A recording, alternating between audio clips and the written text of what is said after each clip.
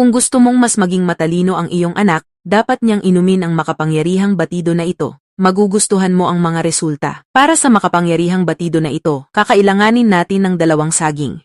Hihiwa-hiwain natin ito sa maliliit na piraso. Ipinapakita ng mga pag-aaral na ang pagkain ng saging ay tumutulong sa mga mag-aaral na mas epektibong matuto at mas gumanda ang kanilang mga marka sa pagsusulit. Pati nga ang saging ay tinatawag na pagkaing matalino dahil sa mahusay nitong kombinasyon ng mga carbohydrate, mineral, at bitamina. Ngayon, ilalagay ko ang 2 saging sa blender at 2 kutsara ng mga almendra.